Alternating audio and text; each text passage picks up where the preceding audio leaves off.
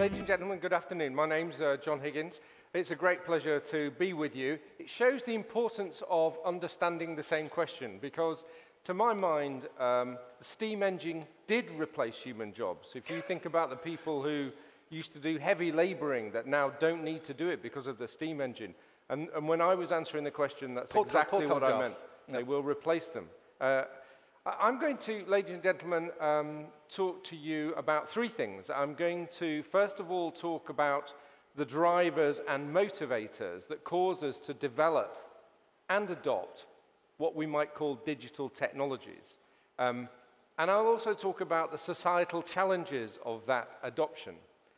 Then I'm going to ask the question and hopefully answer it a little bit as well. Is AI different to the other digital technologies?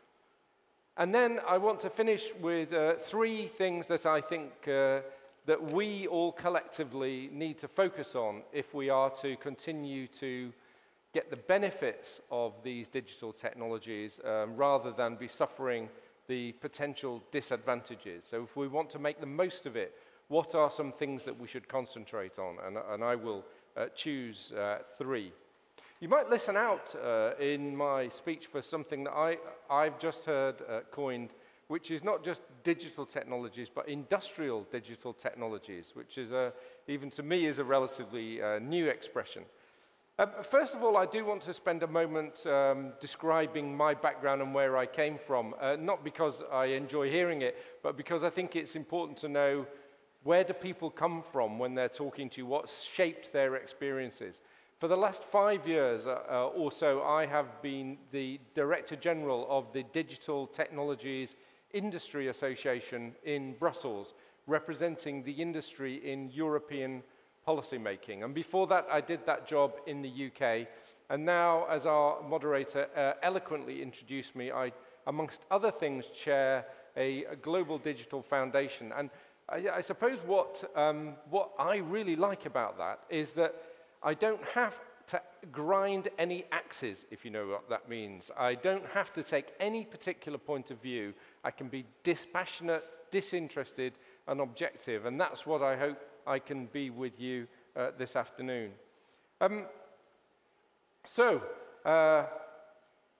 me talk to you just very briefly about the Global Digital Foundation and its mission. Indeed, it is tempting to bring different sections of society, academia, industry, government together to focus on the opportunities and overcoming the barriers to the harnessing of digital technologies. That's its focus. And a plug, if you want to work with us on any particular projects, we're always keen to look for partners all around the world. We have people in every geography, and we are keen to work with people who want to also bring their efforts to bear to take advantage of digital technologies.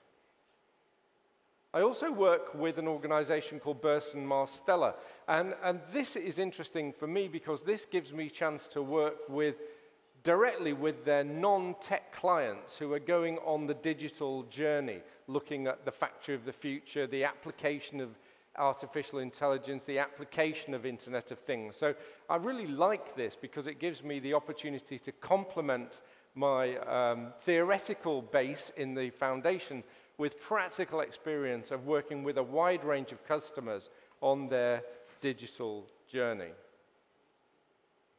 So to the subject of this afternoon's speech. One of the other things that I did when I was Director General of Digital Europe, I was, on behalf of the European Commission, the president of a strategic policy forum looking at the digital transformation of Europe's industrial base, the digital transformation of Europe's industrial base. And when I was beginning this forum, which had representatives from all parts of the community, from civil society, from industry, from academia, and so on, I was looking for some sort of inspiration to help me set the goals of the forum. And I chose this. Now, he may not be familiar to you, this guy, but this is a guy called Willy Sutton. And Willy Sutton allegedly said, when asked by the police, why do you rob banks, Willy? He was a serial bank robber. He answered, because that's where the money is. And when I looked at that as an inspiration for our forum, the digital transformation of Europe's industrial base, the reason that I chose him was because I also wanted to focus on where the money was.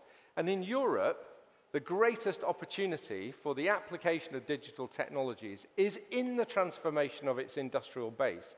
It's in the improvement of the productivity of those great industrial companies, of improving their competitiveness, making them continue to be world beaters. And you see it in great companies like Siemens, totally adopting digital technologies to remain a world leader in its class. And you heard earlier from our colleagues at Boeing doing the same sort of thing. You know, digital transformation is one of the big prizes. Anyway, enough of Willy. I think having pictures of bank robbers up behind you all the time is not really, really a good idea. I know that Daniel's going to talk to you about some studies later on that talk about the benefits that you get from digital technologies, but a new one I came across only in the last couple of days came out of my home country, the United Kingdom. We can still call it the United Kingdom, I'm pleased to say. There was a new study that came out only the last couple of days called Made Smarter. And I quite like that. That's quite a catchy title because that implies that we're making it smarter, but it's also about smarter making, smarter manufacturing. And what that study finds, which was led by industrialists in the UK, is that what they call industrial digital technologies, and they include robotics and artificial intelligence and many others as well, it has the opportunity over the next 10 years to add 175,000 new net jobs to the UK.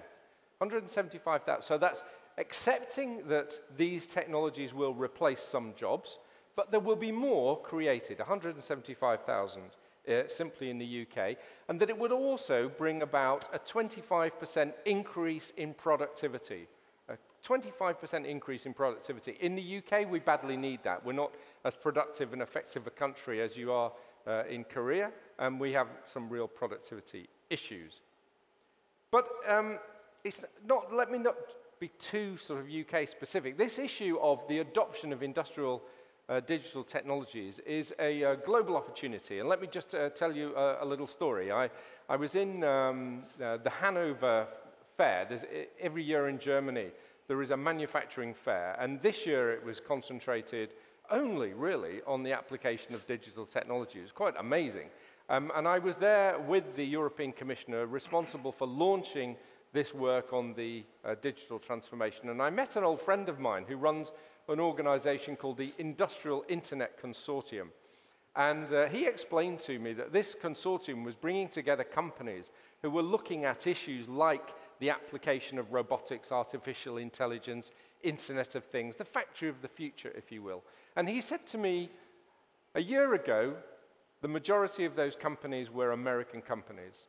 He said, 1 year later, we have more than 100% increase in the number of companies. 1 year later, and the minority now are American companies. So still a big minority, but nevertheless a minority. So this adoption of industrial digital technology is going on apace around the world. And it's not just business opportunities. I also had the opportunity to talk to somebody who is called the Chief Digital Medical Officer for a very big American healthcare provider, an integrated healthcare provider called Kaiser Permanente. I think they're a $60 billion organization. And he was explaining how the adoption of these integrated digital technologies into their organization was enabling them to be able to deliver new care to their patients within 24 hours of a discovery. I mean, really quite remarkable the effect that digital technologies were having on the healthcare sector. And it's not just the management that think that. I was very struck by some remarks from the Director General of the European Trade Unions. And you know, in Europe, organized labor is a very powerful component. And he identified, Peter Shearer, identified, let me put up another slide, he identified some global challenges. But what was interesting, he said, we need digital technologies to help us tackle these sorts of problems. And I thought that was very interesting that the labor movement in Europe is identifying the opportunities for digital. But nevertheless, we don't all see it that way, I think. So there are drivers, but what about the acceptance of digital technologies? I was struck by, I was at a conference speaking to a group of entrepreneurs, maybe 100 people in the room, and I said, who wants to change the world? And everybody, of course, puts their hand up. Yes, we want to change the world. And I said, and who thinks the world wants to be changed? Not so many hands went up, because we've seen over the years that it's okay to want to change other people. I'm not sure I want to change myself, thank you very much. And there's been resistance to the application of new technologies throughout history, whether it was the steam engine or, I mean, Sir Robert Peel was the UK British Prime Minister. He was born in the late 18th century. And he said something to the effect that we might wish to have a Britain comprising of cornfields and not cotton mills. We might prefer an agricultural to a manufacturing population. But, he said, our lot is cast, we cannot recede. In other words, the die is cast, we are set on this path. We are going down this whether we like it or not. Not everybody would agree with that. This is a picture supposedly from the middle of the 19th century. This was the Silesian miners' revolt. Silesia is an area that I think now is on the German-Polish border. And these miners were revolting about the application of new technologies into their world. I guess that would have been steam engines, because steam engines were replacing some of their jobs. But what was interesting was that the revolt wasn't really about the application of technology. It was because in other parts of the world where they had introduced technology, they had become more productive, and so business was moving away from this area, causing job loss. So this was an example, an early example, where if you don't keep up with the application of these technologies, you will fall behind. This is 200 years ago, nearly. Just look at this picture, you know, unhappy revolt, and look at the parallels with what I certainly witnessed this in Brussels outside my office. Taxi drivers throwing firecrackers into the road, saying, get these Uber cars off our streets, they're changing our business model. So I think all you know, I would say is not everyone wants to go along with the change and the adoption of digital technologies in the way that some of us might wish, and we have to bear that in mind. So, having talked then about the opportunities for digital technologies, sometimes the lack of acceptance, what do I think about, is AI any different? Now, I think, Dr. Kim, you mentioned, hard and soft AI. I quite like the definition of narrow and broad AI, but let's call them small and big AI, just for the sake of it. So I don't want to talk really about big AI. What I want to talk about is little AI. But I might, if I have a moment, come back to big AI, where if you think about how we work, how the human mind works, we take information or data, we process it, and we draw conclusions and we act. So you might say it's about data, process, and acting. Let's come back to that issue of big artificial intelligence in a moment. Let's just for a moment talk about little AI or narrow AI, because when we are talking about artificial intelligence in most of the things we talk about, we are really talking about narrow AI. And by that, I mostly mean machine learning. And I mostly mean the neural networks that are learning. And they're very precise and very targeted. And in a way, I think what we've got is not AI, we've got lots of little bits of narrow AI, whether that's winning at chess, or in fact some better examples might be, and I think, Daniel, you have some examples of the application of AI, but one I saw recently was artificial intelligence that was looking at very specific images of people with diabetic retinopathy, which is where the retina starts to have hemorrhages as a result of diabetes. And this artificial intelligence was trained to be better than ophthalmologists at detecting the signs. That's a very precise and specific, and I would say typical example of narrow AI, small AI. And to me, that sort of thing is no substantially different to the sorts of advances in digital technology that we've seen elsewhere. You will hear, and I think, again, Daniel, you have some references to a study from Frey and Osborne, who 4 years ago frightened the world with these, which is why we're having this debate today. You know, will all the jobs disappear? They frightened the world with their studies. But I think that this sort of narrow AI will have no more effect on our jobs than other sorts of digital technologies. Now, that's not to underplay them, but it's simply to say we need to look at it in that regard, not single out narrow AI as any different, really, to the other sorts of technologies that we've had and we've been dealing with for the last 200 years. And it's not, I don't have to look very far to find studies to support that. There was, again, a recent study, I'm sorry, from the UK, from the Royal Society of Arts. It actually, its full title is Royal Society of Art, Manufactures and Commerce, a very comprehensive report studying lots of businesses that makes pretty much the same argument as I have just now. Now, in a moment, let me move to those, the three things that I think we ought to be focusing on. But before I do that, let me just move back to the big AI for a moment.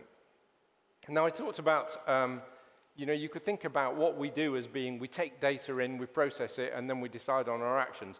And what wonderful things we human beings are, because we can take data from all over the place. We don't have to be told what data to take in. We absorb it from our experiences, from what our mothers have told us, from, I don't know, how we feel. AI can't do that today. AI is rubbish at taking in a wide variety of different pieces of data. It can be very narrow. You know, one of the things that AI really struggled with in the early days, had to train it a lot with the data, is simply to distinguish between cats and dogs. That is a really, really big challenge, a typical challenge for artificial intelligence. I don't think even one of our 2-year-olds would have any problem distinguishing between cats and dogs.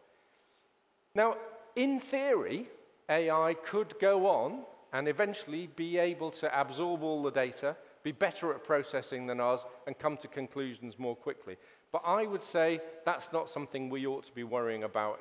That's the stuff of science fiction, the singularity. I think we should be thinking about narrow, small AI and what that means, just as we do with other digital technology, to specific tasks and specific aspects of jobs. I think that's where our focus needs to be. And so the three things that I will come on to really focus on how do we deal with that in the same way that we dealt with other digital technologies. And I think maybe then let's leave the big AI to the realms of science fiction, or, you know, well, we'll come back in 50 years. Well, you can, Daniel. I don't suspect we will be, Thomas? But anyway, Daniel can come back in 50 years.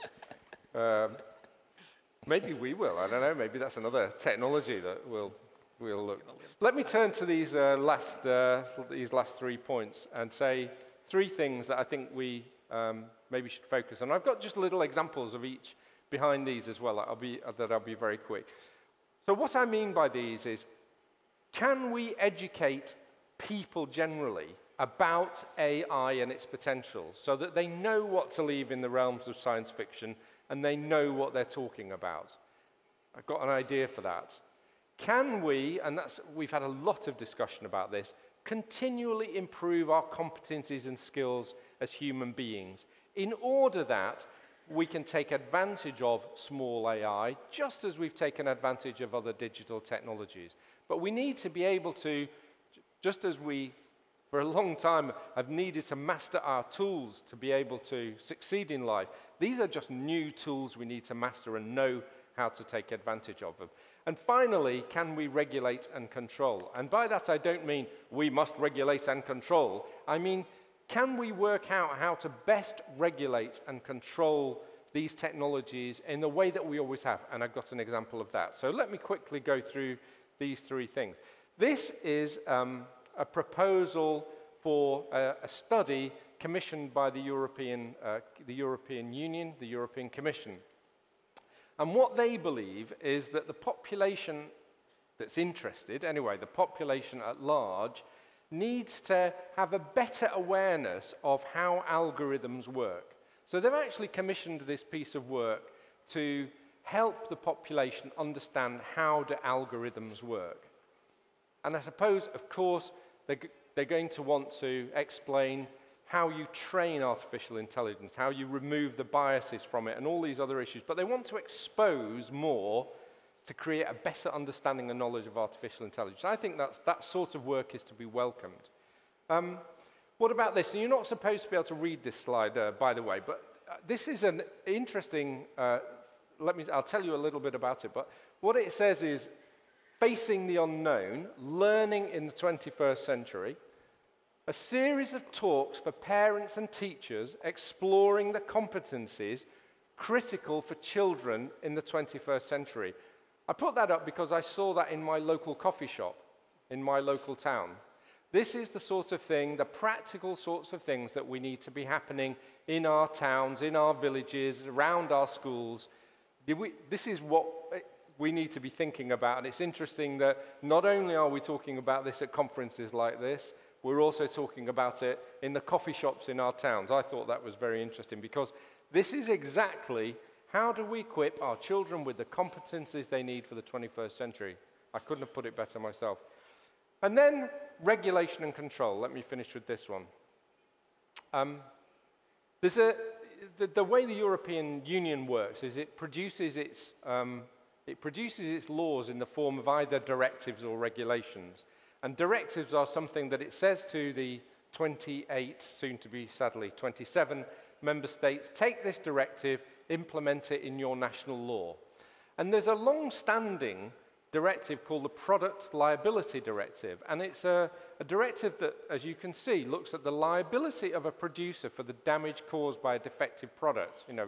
And if your toaster has a problem and it burns you, who's responsible and how? And this is the sort of thing that the European Union has been doing for a long time. And I say this because this is a way that society works out how to deal with the challenges and sets the rules. Interestingly, I put this up because the European Commission is looking at, is this directive good enough for the world of artificial intelligence and robotics? And so the debate is being had. How do we consider, how we control, how we regulate artificial intelligence appropriately? There's also some who think that the European laws about your responsibility for your animals, if your horse kicks somebody, there's a law that deals with that law might be applicable to artificial intelligence as well. So maybe we have the legal framework that we need. So let me just sum up. Can we find the right path? Can we find the right path to making the best of these digital technologies for our future well-being? That's our goal. I've explored a little bit the motivation, the imperatives for using these digital technologies. It's not going to go away. We are going to continue to use these things. We do need to take people with us. We don't want miners' strikes. We don't want taxi drivers on the streets having riots, throwing firecrackers at us. Think about artificial intelligence in terms of small AI, narrow AI, not this world of science fiction. And the response needs to be, get a better understanding of artificial intelligence, improve our human skills to use the tools that are available to us. We had to learn how to use a hammer and a nail. We can learn how to use artificial intelligence. And please let's try and avoid a knee-jerk reaction to regulation. Let's really think about how society should set the rules for these tools, just as we've done in the past. Take our time and get it right. And with that, Mr. Chairman, I will leave it. Thank you very much. Thank you very much.